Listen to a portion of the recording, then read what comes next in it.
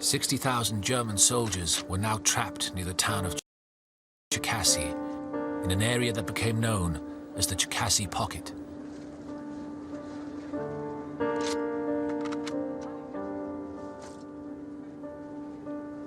They were surrounded by an enemy that outnumbered them almost 4-1.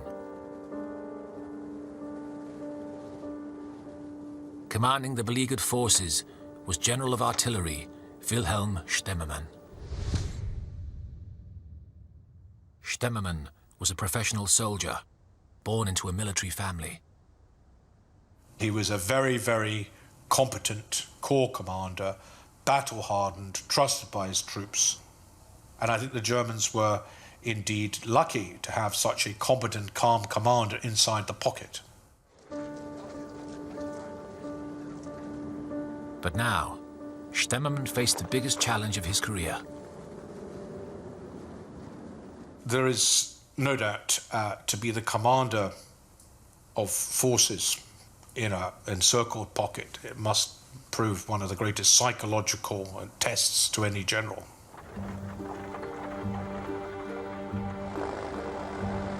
Stemmermann and Army Group South had learned one key lesson from Stalingrad.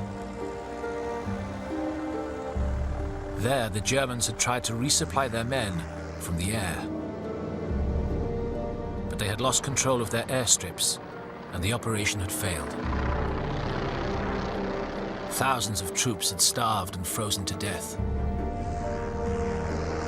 This time, Stemmermann was determined that things would be different. At the center of the Cherkasy Pocket, the town of Korsun had an airstrip where supplies could be dropped. If Korsun could be held, the Germans had a chance of survival. If it fell, their fight was over. The question for Stemmermann was who could be trusted to hold it.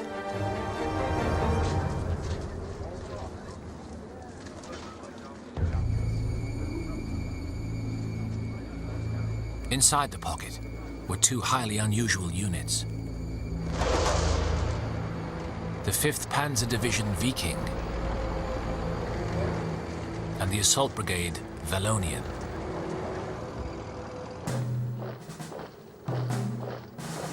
Both belonged to the SS. The Schutzstaffel, or Protection Squadron, was not part of the regular army. It was the military wing of the Nazi Party, devoted to Hitler's ideology.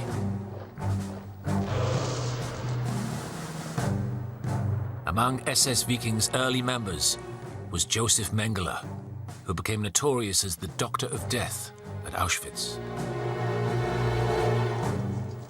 For Hitler, the SS was a model for his vision of an Aryan master race.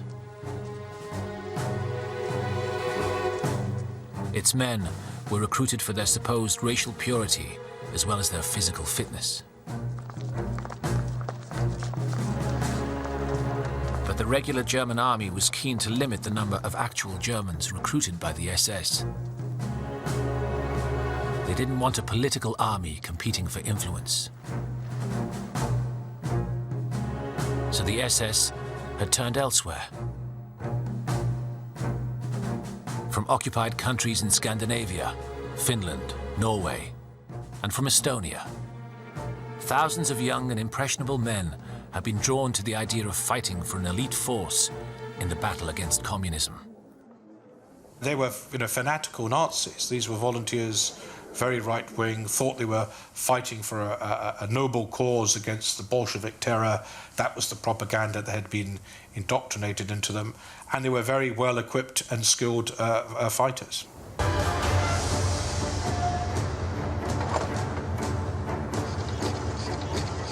By January 1944, SS Viking had grown into a tank division of some 14,000 men.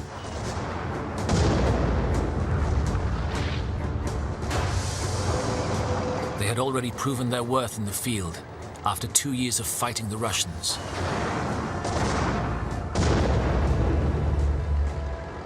Viking Division was one of the foremost SS Panzer Grenadier units. It had fought well on the Eastern Front and was, without doubt, the strongest and most capable unit in the pocket. The SS Assault Brigade Wallonian was even more unusual. It was made up almost entirely of French-speaking Belgians.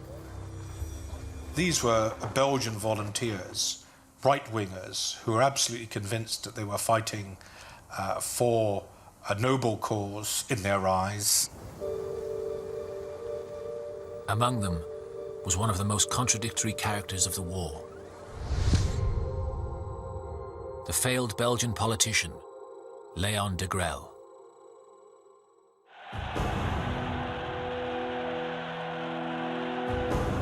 Léon degrelle had been born with all the gifts. He was handsome, charismatic, and a masterful public orator.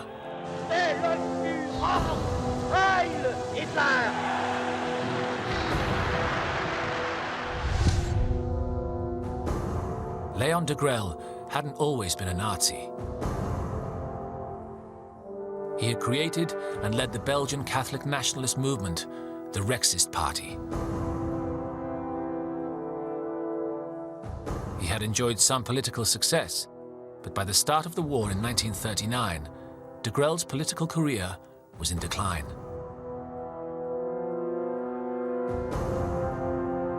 He had fallen out with the Catholic Church and lost its support.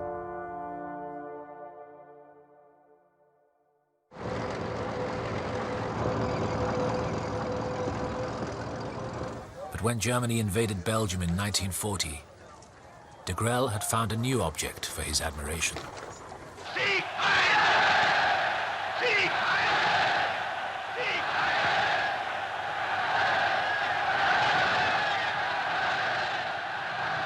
Léon degrelle was a right-winger, so it's not particularly unusual that a figure like that to be attracted to the leader figure of the Führer and of Hitler.